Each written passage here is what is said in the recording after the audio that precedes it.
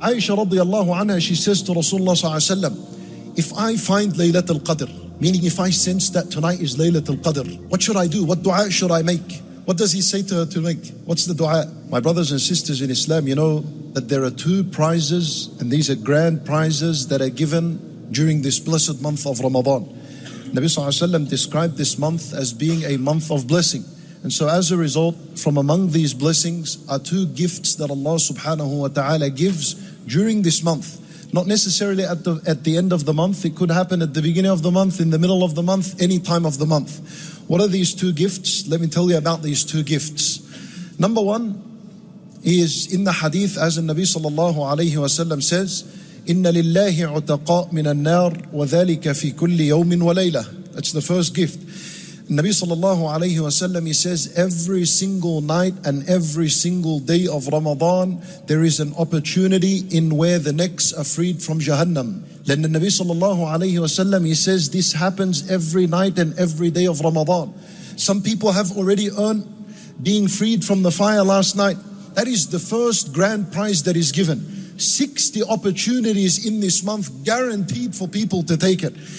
One of your dua every single day and night is supposed to be, oh Allah, free our neck from the fire. Now what that means is that if someone was to earn being freed from the fire, it means that even if he fell into the major sins that deserve Jahannam, Allah Azza wa Jal will give him success to make a tawbah straight after that, so that he never lands in Jahannam. When Nabi sallallahu alayhi wa sallam, he says, وَلِلصَّائِمِ دَعْوَةٌ مُسْتَجَابَةٌ, that the fasting person has a da'watan. Any kind of dua he makes, one every single night, that is accepted. Awal ulama rahimahumullah, they said its time is just before iftar. Just before iftar. It makes sense. Why? Because at that moment the human being is weak. He is humbled before Allah subhanahu wa ta'ala, right? The dua would become much more sincere.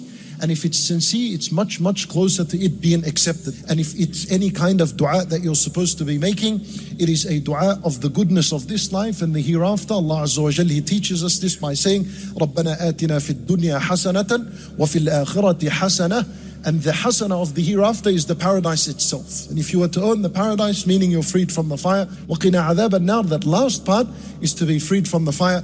That's the first grand prize. The second grand gift that is given during this month, my brothers and sisters in Islam, and that is being forgiven from all your sins. Another result, another reward is يَغْفِرْ لَكُمْ, meaning He forgives you for your sins. يُكَفِّرْ عَنْكُمْ سَيِّئَاتِكُمْ means He'll exchange the sins into hasanat. Imagine that. This is the result of taqwa. The purpose of the month is to achieve taqwa. But the result of taqwa is that it cleans out the entire slate of the left book. Not only that, but they exchanged and made into mountains and mountains of hasanat you never did. If you did not achieve forgiveness because of your fasting, it wasn't proper, doesn't matter. If your qiyam wasn't proper and you missed this opportunity, there's a third hadith in where Nabi sallallahu alayhi wa sallam, he says that anyone who worshipped Allah properly during Laylatul Qadr out of iman, believing that there is such a thing called Laylatul Qadr, that's iman and wahtisaban and seeking the reward from Allah, then the result is Allah Azza wa Jal forgives him for all of his past sins. At the end of the last 10 days, Aisha radiallahu anha, she says to Rasulullah sallallahu alaihi wasallam, if I find Laylatul Qadr, meaning if I sense that tonight is Laylatul Qadr, what should I do? What dua should I make? What does he say to her to make? What's the dua? Allahumma innaka Afuwwun, tuhibbul afwa, annee. Once again, Nabi sallallahu alaihi wasallam teaching Aisha, make this dua, which means, oh Allah, you're the one who pardons and forgives. You love to forgive. Forgive me. So he says to her, make this dua in plenty. Because if you come out of the month with a forgiveness of sins, you've achieved the grand prize. And we ask Allah subhanahu wa ta'ala to completely forgive us for our sins, the major and the minor, and to free us from the fire and admit us into the paradise.